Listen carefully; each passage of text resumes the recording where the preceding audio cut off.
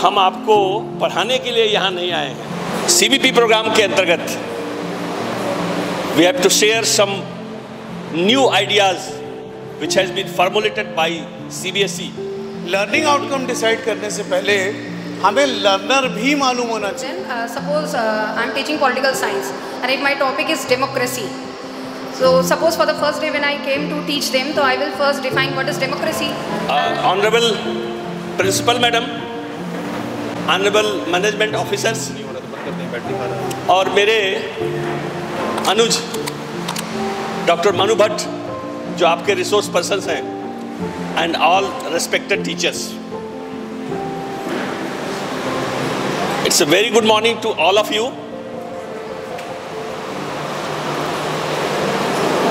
Eight the outset I want to make it clear कि हम आपको पढ़ाने के लिए यहाँ नहीं आए हैं।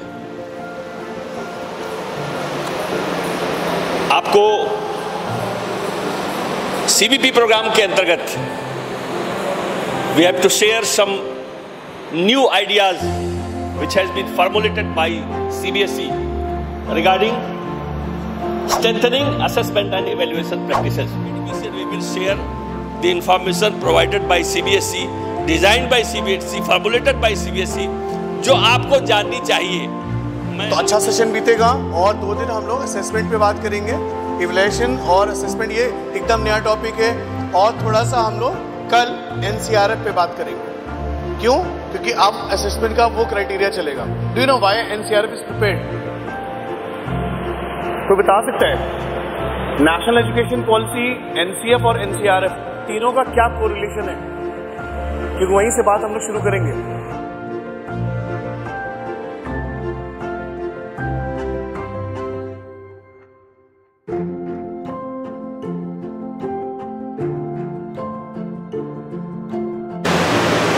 With lot of labor, with lot of sincerity, with lot of reading, with lot of background information, you try to provide the latest information to your students. अब whatever you are delivering, वो बच्चे accept कर रहे हैं कि नहीं कर रहे हैं, ये कैसे पता लगेगा आपको? आपने तो पढ़ा दिया इस एक्सपेक्टेशन के साथ कि बच्चे सीख जाएंगे।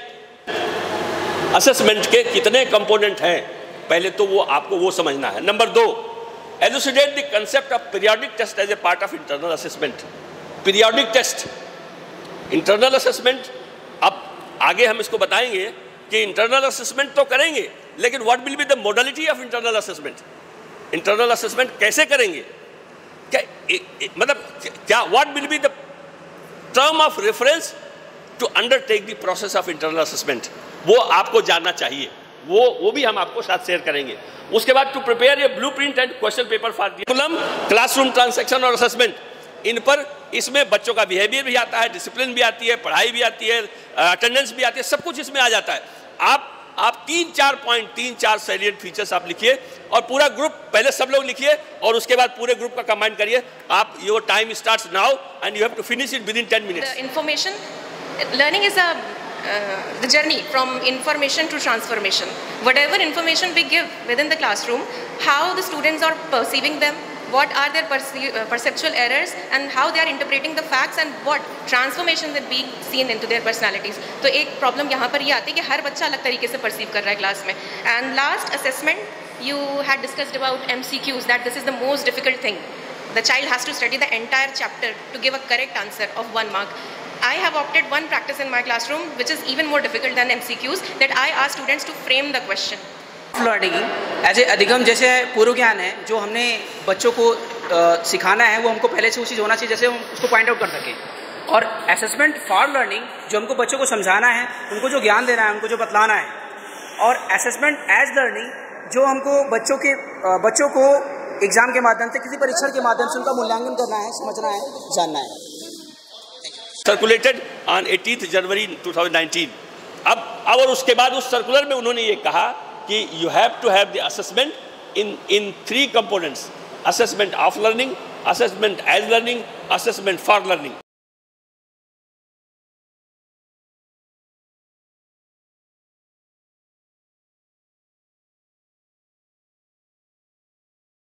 शुरू किया, सर ने शुरू किया, फिर आपको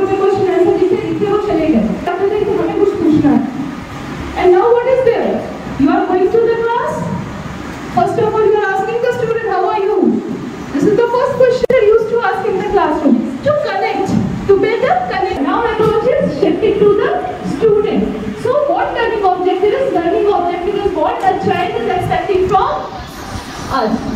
What we are going to give them. Direct. Okay, so active means we are learning directly and passive means somehow we are learning. So whether students are learning or there is lackness of learning.